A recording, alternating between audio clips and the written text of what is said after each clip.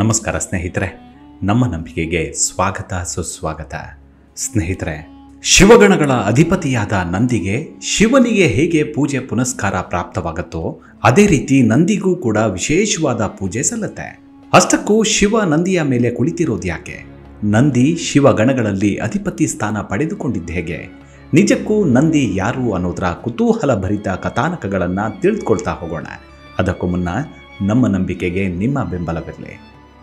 ಸ್ನೇಹಿತರೆ, ನಂದಿ ಈಶ್ವರನ ವಾಹನವಾದ ವೃಷಭ, ಶಿವನ ಪ್ರಥಮ ಗಣಗಳ ಮುಖಂಡ. ಈತನನ್ನ ನಂದೀಶ್ವರ ಅಂತಲೂ ಕರೆಯಲಾಗತ್ತೆ.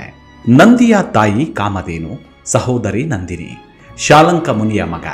ಶಿಲೆಯನ್ನೇ ಆಹಾರವಾಗಿ ತಿನ್ನುತ್ತಾ ಘೋರ ತಪಸ್ಸು ಮಾಡುತ್ತಿದ್ದ ಶಿಲಾದ ಮುನಿ ಪುತ್ರ ಸಂತಾನಾರ್ಥವಾಗಿ 3 ಕೋಟಿ ವರ್ಷ ತಪಸ್ಸು ಮಾಡ್ತಾರೆ. ಇವರ ತಪಸ್ಸಿಗೆ ಮೆಚ್ಚಿದ ಶಿವ ಅಯೋನಿಜನಾದ ಮಗನನ್ನ ಅನುಗ್ರಹಿಸಿದ. ಋಷಿ ಯಜ್ಞಕ್ಕಾಗಿ ಭೂಶುದ್ಧಿಯಲ್ಲಿ ತೊಡಗಿರಲು ನಂದಿ ಶಿಶು ರೂಪದಿಂದ ಕಾಣಿಸಿಕೊಂಡ ಎನ್ನುತ್ತೆ ಪುರಾಣ ಕಥೆ. ಒಮ್ಮೆ ರಾವಣ ಕುಬೇರನನ್ನ ಜಯಿಸಿ ಪುಷ್ಪಕ ವಿಮಾನದಲ್ಲಿ ಬರುತ್ತಿರುವಾಗ ಷಣ್ಮುಖನ ಜನನ ಸ್ಥಾನವಾದ ಶರವಣ ವನದ ಬಳಿ ಆ ವಿಮಾನ ನಿಂತು ಬಿಟ್ಟಿತ್ತು. ಆಗ ಅಲ್ಲೇ ಇದ್ದ ನಂದಿ ರಾವಣನ ಹತ್ತಿರ ಬಂದು, ಈಶ್ವರ ಕೈಲಾಸ ಪರ್ವತದಲ್ಲಿ ಪಾರ್ವತಿಯೊಂದಿಗೆ ಕ್ರೀಡಿಸುತ್ತಿದ್ದಾನೆ. ಈಗ ಅಲ್ಲಿಗೆ ಯಾರೂ ಹೋಗಲು ಸಾಧ್ಯವಿಲ್ಲ. ನೀನು ಹೋಗಿ ವ್ಯರ್ಥವಾಗಿ ಹಾಳಾಗಬೇಡ ಎಂದ. ಆಗ ರಾವಣ ನಂದಿಗೆ ಮಂಗದ ಮೋರೆಯವನೇ ಎಂದು ಅಪಹಾಸ್ಯ ಮಾಡಲಾಗಿ, ನಿನ್ನ ರಾಜ್ಯ ಸಂಪತ್ತುಗಳೆಲ್ಲವೂ ಕಪಿಗಳಿಂದಲೇ ನಾಶವಾಗಲಿ ಎಂದು ನಂದಿ ರಾವಣನಿಗೆ ಶಾಪವಿತ್ತ. ಈತ ದಕ್ಷಯಜ್ಞ ವಿನಾಶದ ಕಾಲದಲ್ಲಿ ಭಗನೆಂಬ ಋತ್ವಿಜನನ್ನ ಕಟ್ಟಿ ಹಾಕಿದ. ವೀರಭದ್ರ ಆ ಭಗನ ಕಣ್ಣುಗಳನ್ನು ಕಿತ್ತು ಹಾಕಿದ ಎಂದು ಪುರಾಣ ಉಲ್ಲೇಖ ಮಾಡಿದ್ರೆ, ಭಕ್ತಿ ಭಂಡಾರಿ ಬಸವಣ್ಣನವರು ನಂದಿಯ ಅವತಾರ ಎಂದು ವೀರಶೈವ ಪುರಾಣಗಳು ಹೇಳ್ತಾವೆ. ಹಾಗೆ ನಂದಿಯನ್ನ ಸಂಸ್ಕೃತ ಶ್ಲೋಕಗಳಲ್ಲಿ ನಂದ ಯತೀತಿ ನಂದಿಹಿ ಎಂದು ಉಲ್ಲೇಖ ಮಾಡುತ್ತೆ. ಅಂದರೆ ಆನಂದವನ್ನ ಉಂಟು ಮಾಡುವಂಥದ್ದು ನಂದಿ ಎಂದು. ಪುಲ್ಲಿಂಗ ಸ್ತ್ರೀಲಿಂಗದಲ್ಲಿ ನಂದಿ ಎಂದರೆ ದುರ್ಗೆ ಎಂದರ್ಥ. ನಂದಿನ್ ಶಬ್ದದ ರೂಪವೇ ನಂದಿ ಎಂದು ಸಿದ್ಧಿಸುತ್ತೆ. ಇದಕ್ಕೆ ಶಿವಗಣಗಳಲ್ಲೊಂದಾದ ನಂದಿ ಎಂದರ್ಥವಿದೆ. ಹೀಗೆ ಹಿಂದೂ ಧರ್ಮದ ಪ್ರಕಾರ ಯಾವುದೇ ಶಿವ ದೇವಾಲಯಗಳಿಗೆ ಹೋದರೂ ಅಲ್ಲಿ ನಂದಿಯನ್ನ ನೋಡಬೇಕೆನ್ನುವ ಪದ್ಧತಿ ಇದೆ. ಶಿವನ ದರ್ಶನದಂತೆಯೇ ನಂದಿಯ ದರ್ಶನ ಮತ್ತು ಪೂಜೆಯು ಅತ್ಯಗತ್ಯವೆಂದು ಪರಿಗಣಿಸಲಾಗುತ್ತೆ. ಸನಾತನ ಸಂಪ್ರದಾಯದಲ್ಲಿ ಶಿವನ ಮುಂದೆ ನಂದಿಯನ್ನ ಪೂಜಿಸುವ ನಿಯಮವಿದೆ. ಯಾವುದೇ ಒಬ್ಬ ಭಕ್ತ ತನ್ನ ಇಷ್ಟಾರ್ಥಗಳನ್ನು ನಂದಿಯ ಕಿವಿಯಲ್ಲಿ ಹೇಳಿದರೆ ಅವನ ಇಷ್ಟಾರ್ಥಗಳೆಲ್ಲವೂ ಈಡೇರುತ್ತೆ ಎಂಬ ನಂಬಿಕೆ ಇದೆ. ಇದು ಸ್ವತಃ ಶಿವನೇ ನಂದಿಗೆ ನೀಡಿದ ವಾಗ್ದಾನವೂ ಹೌದು.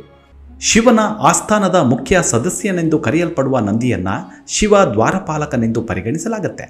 ನಂದಿಯ ಅನುಮತಿಯ ನಂತರವೇ ಮನುಷ್ಯನ ಇಚ್ಛೆಗಳು ಮತ್ತು ಪ್ರಾರ್ಥನೆಗಳು ಮಹಾದೇವನನ್ನ ತಲುಪುತ್ತವೆ ಎಂದು ಶಿವಪುರಾಣದಲ್ಲಿ ಉಲ್ಲೇಖಿಸಲಾಗಿದೆ. ಮಹಿಷ ಕೂಡ ನಂದಿಯ ಒಂದು ರೂಪ. ಈ ಕಾರಣದಿಂದ ಜನರು ದೇವಸ್ಥಾನಕ್ಕೆ ಹೋದಾಗ ನಂದಿಯನ್ನ ಕಡ್ಡಾಯವಾಗಿ ಪೂಜಿಸ್ತಾರೆ. ಶಿವನ ದೇವಸ್ಥಾನಕ್ಕೆ ಹೋದಾಗ ಶಿವನನ್ನ ಪೂಜಿಸಿ ನಂದಿಯನ್ನ ಪೂಜಿಸದೆ ಹಿಂದಿರುಗಿದ್ದೇ ಆದಲ್ಲಿ ಪೂಜೆಯ ಯಾವುದೇ ಶುಭ ಫಲವನ್ನ ನೀಡೋದಿಲ್ಲ.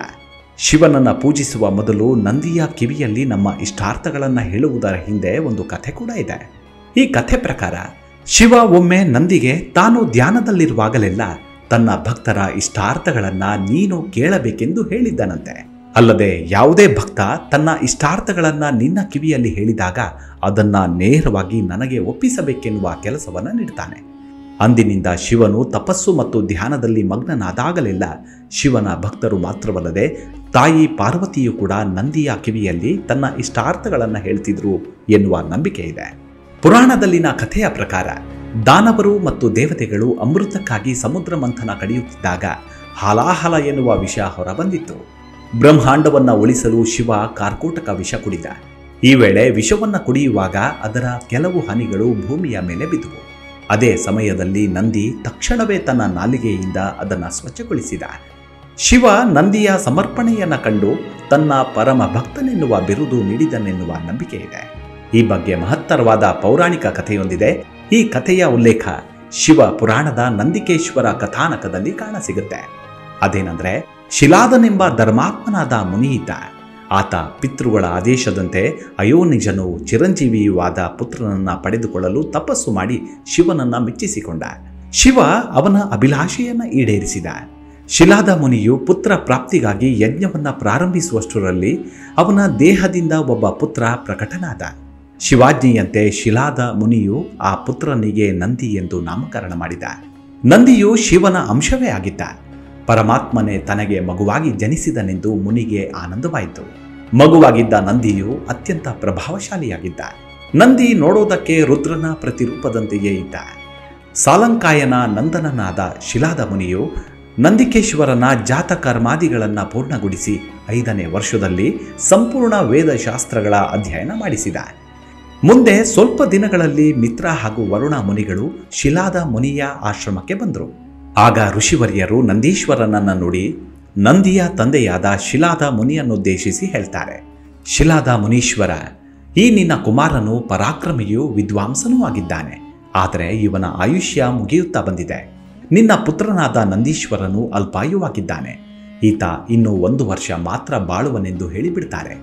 ಋಷಿಗಳಿಂದ ಮಗನು ಅಲ್ಪಾಯುವಾಗಿರುವ ಸಂಗತಿಯನ್ನು ಕೇಳಿ ಶಿಲಾದ ಮುನಿಗೆ ಬಹಳವೇ ದುಃಖವಾಯಿತು. ಆಗ ನಂದೀಶ್ವರನು ತಂದೆಯನ್ನ ಸಾಂತ್ವನಪಡಿಸತೊಡಗಿದ. ನಂದೀಶ್ವರ ಹೇಳ್ತಾನೆ, ಅಪ್ಪ, ನೀನು ಚಿಂತಿಸಬೇಡ.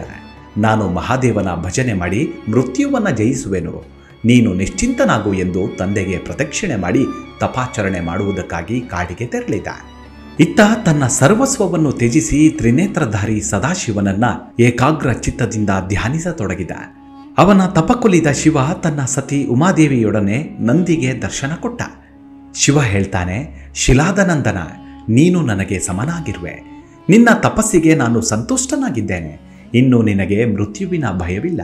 ನೀನು ಅಜರನು, ಅಮರನು, ದುಃಖರಹಿತನು, ಅವ್ಯಯನು, ಅಕ್ಷಯನೂ ಆಗಿ ನನ್ನ ಹತ್ತಿರವೇ ವಾಸ ಮಾಡುವೆ.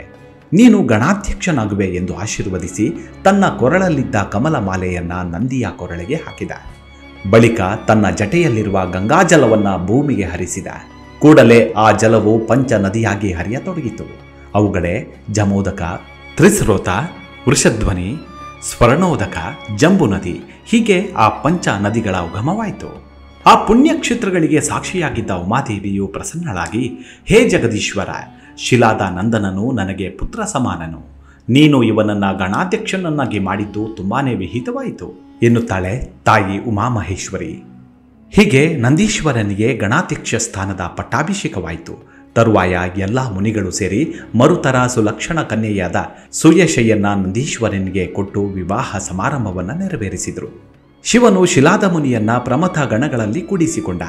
ಉಮಾದೇವಿಯು ನಂದೀಶ್ವರನಿಗೆ ಆಶೀರ್ವಾದ ಮಾಡಿ ಶಿವನ ಸೇವೆ ಮಾಡು ಎಂದು ಅನುಗ್ರಹಿಸ್ತಾಳೆ ಎಂದು ಶಿವ ಪುರಾಣಗಳಲ್ಲಿ ನಂದಿಯ ವರ್ಣನೆ ಕಾಣಸಿಗುತ್ತೆ. ಹೀಗೆ ಇಂದಿಗೂ ನಂದಿಯನ್ನ ಆರಾಧಿಸಿದರೆ ಶಿವನಿಗೆ ಸಂತೃಪ್ತಿ ನೀಡಿದಂತಾಗತ್ತೆ ಅನ್ನೋದು ಸನಾತನ ಪುರಾಣದ ನಂಬಿಕೆ. ಭಗವಂತ ನಂದಿಕೇಶ್ವರನ ಕೃಪೆ, ಆಶೀರ್ವಾದ ನಮ್ಮೆಲ್ಲರ ಮೇಲಿರಲಿ. ಅಲ್ಲಿವರೆಗೂ ನಿಮ್ಮ ಆರೋಗ್ಯದ ಕಡೆ ಗಮನವಿರಲಿ. Take care. ನಮಸ್ಕಾರ.